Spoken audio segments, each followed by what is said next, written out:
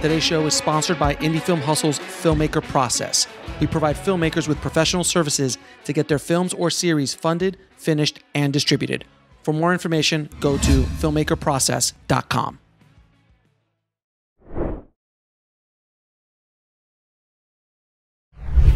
Now, you often write by yourself, but you also write with Edgar or other partners as well. What is your process when writing with a partner? We take all our clothes off. We smear our bodies with butter. Is it peanut butter, almond butter, or just straight up butter? Unsalted organic butter. Fantastic. Then we get down to business. I need the visual. Okay. No, what do we do? Well, it depends who I'm writing with. Edgar. So Edgar was my first collaborative experience, and he'd made Shaun of the Dead, Hot Fuzz, maybe just Shaun of the Dead when we first started writing Ant-Man. So he'd made a movie I hadn't.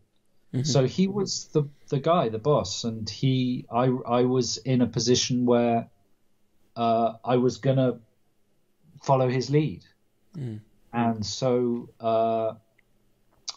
do you want to know actually how we actually go about writing? Is it one of those questions? Yeah, it's yeah. I don't like. Well, the butter was fairly very visceral in my mind, and that's an image I can't actually get out of my head. So thank you for that. But or not.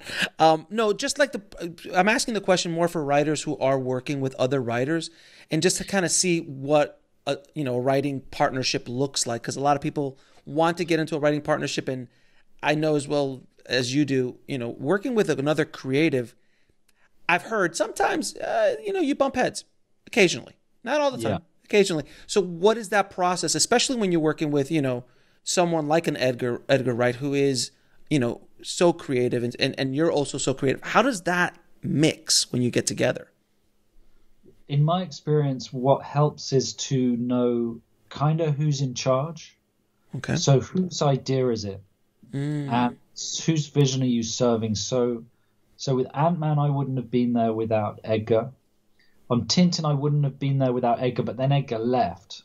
So I worked on it on my own for a while. But then you're serving the books and Stephen and Peter as much as you possibly can. Mm-hmm. And your job is to offer ideas. And have you ever...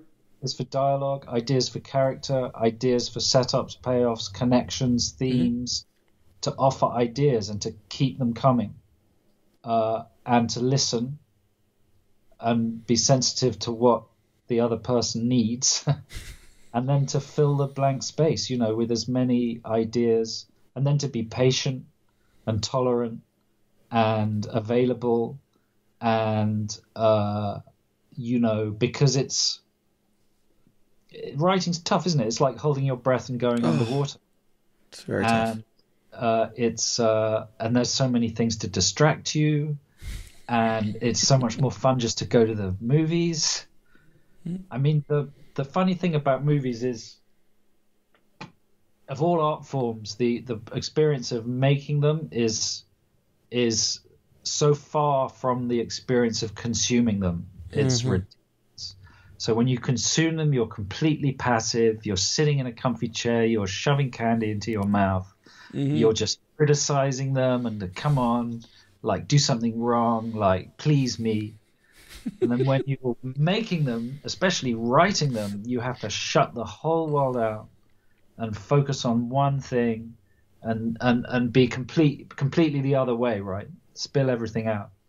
Even writing a novel, the difference isn't that great, because reading is, takes effort, doesn't it?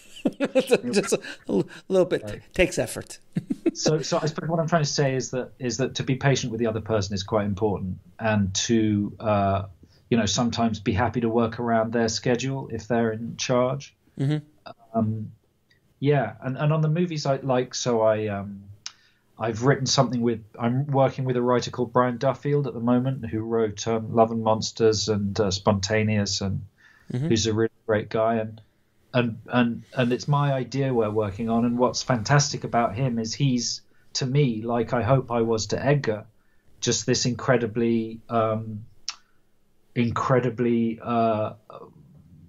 generous font of ideas. And you know, the bottom line is just to have another brain, somebody else to say stuff out loud to, is so helpful. That's a very long answer to your question. Fair enough. Fair enough. No, that's a great answer. To watch the rest of this interview, head over to bulletproofscreenwriting.tv.